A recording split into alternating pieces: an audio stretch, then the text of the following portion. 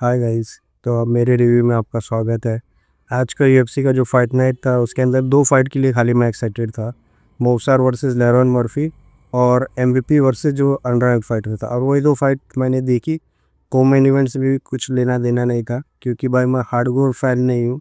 ज़रूरत नहीं है ना, मैं इतना ज़्यादा एक्साइटेड हूँ ना। मेरे को सुबह सुबह उठ के यूएफसी फाइट देखने में इतना मज़ा आता है। अगर वो लोग रैंक्ड फाइट है तो मैं देखूँगा, नहीं तो अनरैंक्ड फाइट है तो मेरे को कुछ फ़र्क नहीं पड़ता है भाई। आगे चल के तुम चैंपियन नहीं बनने वाले हो तो मेरे को कुछ फ़र्क नहीं पड़ता है ना। मैं इतना एक्साइटेड होता हूँ क्योंकि अभी जो रिसेंट के हैं उन लोग साले धपाधप कुछ भी फाइट दिए जा रहे हैं। क्या भाई, सुबह उठ के खाली टाइम पास करना है क्या मेरे को?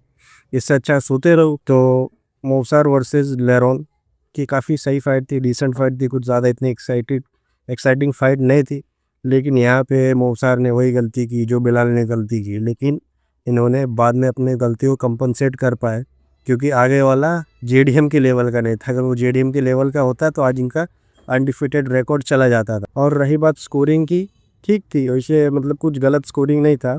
मेजोरिटी ऑफ द लोगों का ये मानना था कि थर्ड राउंड जो लास्ट में उन्होंने दिखाया, अपना रॉक कर दिया था, काफ़ी अच्छे पंचेस बैठा दिए थे, तो वहाँ पे थर्ड राउंड उनको चले जाता है। फोर्थ राउंड तो पक्का इनका था और फिफ्थ इनका था, लेकिन फोर्थ राउंड में नट शॉट की वजह से वन राउंड डिडक्ट कर लिया तो वो ड्रॉ हो गया था। तो मेजोरिटी ऑफ द लोगों का ये मानना है कि ये फाइट ड्रॉ होनी चाहिए थी और पहला राउंड इनको देना चाहिए था। लेकिन मेरे ख्याल से जो पहला राउंड के अंदर ना, जो इम्पैक्टफुल, जिसको मतलब सामने वाले को पंच बैठा है और उसने रिएक्ट किया उस पंच पे कि हाँ भाई मुझे डैमेज हुआ है, तो वैसे पंचेस मोसार ने लैंड किए। तो अगर जजेस ने इनको दिया है पहला राउंड तो इसके अंदर कोई बुराई वाली बात नहीं है क्योंकि उन्होंने इम्पैक्टफुल पंचेस लैंड किए थे उस फाइट के अंदर शुरुआत में। और ये पूरी फाइट को मोसार मतलब लेके चल रहे थे और लेरॉन मर्फी खाली रिएक्ट कर रहे थे। मेजोरिटी ऑफ द फाइट यही चल रहा था कि ये प्रेशर बना के रख रहे थे और वो पीछे हटते थे, काउंटर कर रहे थे।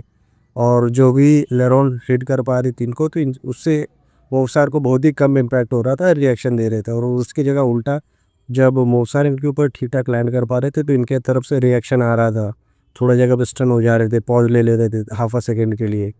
और जो नट शॉट वगैरह था तो मतलब इंटेंशनल नहीं था, लेकिन ख़राब था जो भी था, जैसा भी था।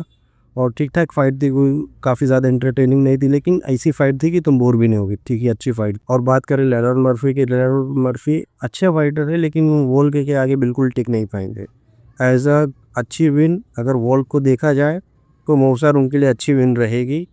लेरॉन उतनी अच्छी नहीं रहेगी कि लेरॉन एक ब्रेकेबल फाइटर है। अगर उनको प्रेशर देने के बाद में उनको अपॉर्चुनिटी ना दी जाए प्रेशर से निकलने की, तो उनको फिनिश किया जा सकता है। ये तुम अगली फाइट में देखोगे, जब ये डिएगो लोपेज के सामने या फिर जॉन सिल्वा के सामने अगर जाएंगे ना, तो ये पक्का लेरॉन मर्फी नॉकआउट होने वाले हैं। अभी तक अनडिफिटेड थे, ये उनका पहला बड़ा टेस्ट था तो इसमें वो जीत गए। लेकिन ये पक्का अगला फाइट अगर इनका होता है सिल्वा के सामने या फिर लोपेस के सामने, तो मैं जो आपको बोल रहा हूँ ना कि प्रेशर में आके ब्रेक हो जाएंगे, तो ब्रेक हो जाएंगे, आपको अगले फाइट में देखने मिल जाएगा। क्योंकि जब मोसार इनके ऊपर प्रेशर डाल रहे थे ना, तो बैकफुट पे अच्छा फाइट नहीं कर पा रहे थे। उन्होंने काफ़ी ठीक टेक डाउन डिफेंस, अच्छा टेक डाउन डिफेंस दिखाया। ग्राउंड पे जाके वो फीट पे आ पाए मोसार के सामने, वो भी काफ़ी सही था। लेकिन मोसार ने अगर वो कंटिन्यू रखा था तो जो आज डिबेट हो रही है कि भाई मोसार जीत पाए नहीं जीत पाएंगे, तो वो नहीं होती। हालांकि मोसार ने अपने रेसलिंग को साइड में रख के स्ट्राइकिंग करने की कोशिश की ताकि यूएफसी को दिखा पाए कि हाँ भाई स्ट्राइकिंग कर सकता हूँ, टाइटल शॉट दे दो मुझे। हालांकि एक तरीके से वो भी मांग रहे थे भाई टाइटल शॉट दो मुझे, और इसलिए उन्होंने इस फाइट में रेसलिंग कम की। और जो थोड़ी बहुत रेसलिंग की अपॉर्चुनिटी मिली वहाँ पर उन्होंने रेसलिंग की।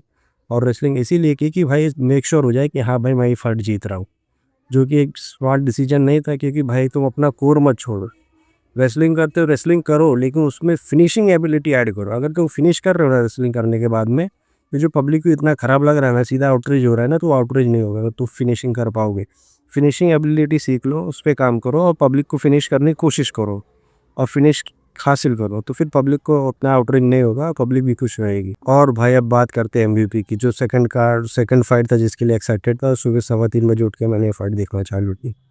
इतना बकवास फाइट था ये, मैं तुम्हें क्या बताऊँ, बहुत परेशान हो गया था। बोलो साला क्या है कि लूट गया, मैं इससे अच्छा सो ही रहता, वो परवड़ जाता। इतना बोरिंग फाइट किया उन्होंने, खाली चूहे बिल्ली का खेल चल रहा था। मैं पीछे जा रहा हूँ, मैं आगे आ रहा हूँ, मैं साइड में जा रहा हूँ, मैं पीछे जा रहा हूँ, मैं आगे जा रहा हूँ। पहले तो एमवीपी थोड़ा बहुत पंचेस लैंड भी करते थे फ्रंट आगे बढ़ के थोड़ा, जैसे उन्होंने किया था केविन हॉलैंड के सामने। अगर वैसा भी परफॉर्मेंस दिखाते तो थोड़ा समझ में आता है, लेकिन ये सामने वाला अनरैंक्ड फाइटर है, और तुम उसके सामने परफॉर्म नहीं कर पा रहे हो, उसको पंच नॉकआउट नहीं भी कर पाओ ना, तो अच्छा एक आध नी लैंड करो, एक आध अच्छा पंच लैंड करो जो तुम पहले लैंड कर पाते थे। अब तुम वो बिल्कुल हाथ ही खोलने को नहीं तैयार हो, बंदा ऑफेंस डालने को नहीं तैयार, ऑफेंस डाल ही नहीं रहा है, बस टाइम पास किया जा रहा है, बस टाइम पास किया जा रहा है, उसके अलावा उससे कुछ हो ही नहीं रहा है वीपी भाई से। और वो सामने वाला कोई इतना बड़ा टेक डाउन थ्रेट भी नहीं था। हाँ भाई, टेक डाउन थ्रेट होता तो हमें समझ में आता है कि हाँ भाई वो तुम वो टेक डाउन कर देगा, ऐसे की तैसे कर देगा, तुम्हारी मार लेगा, थोड़ा बच के रहो, मत इतना स्ट्राइकिंग कर पाओ। तो भाई वो तो टेक डाउन थ्रेट ही नहीं था, तुम उसके सामने भी स्ट्राइकिंग नहीं कर पा रहे, तो मतलब ही नहीं ना तुम्हारा। और फिर बाद में तुम बोलते हो मैं यूएफसी से नाराज़ हूँ, मुझे फाइट्स नहीं दे रहे ये लोग, मेरे साथ अन्याय हो रहा है, ये हो रहा है, वो हो रहा है, ऐसा हो रहा है, वैसा। तुम्हारे साथ अन्याय ना हो तो क्या हो भाई, तुम तो मतलब फाइट ही नहीं कर पा रहे हो भाई, कितना पका रहे हो। इंग्लैंड के सबसे बड़े फाइटर थे, सबसे नाम वाले फाइटर थे इस दिन, लेकिन तुमने उस दिन हागा इतना बुरा, आज के दिन कितना गंदा हागा तुमने। ऐसा तुम हगोगे फिर बाद में बोलोगे मैं नाखुश हूँ, यूएफसी वाले मुझे फाइट नहीं करने दे रहे, क्या बेसिस पे फाइट करने देंगे जब तुम अनरैंक्ड फाइटर के सामने हग रहे हो इतना बुरा। तो कहाँ से यूएफसी तुम्हारे ऊपर भरोसा करके तुम्हें और ज़्यादा फाइट देंगे और ज़्यादा बोर करोगे। अब तुम सीधा प्रीलिम में देखने वाले हो, उसके अलावा तुम्हारा कोई काम नहीं है। देखते हो गाइस, अगले हफ्ते या फिर अगली वीडियो मिलते हैं।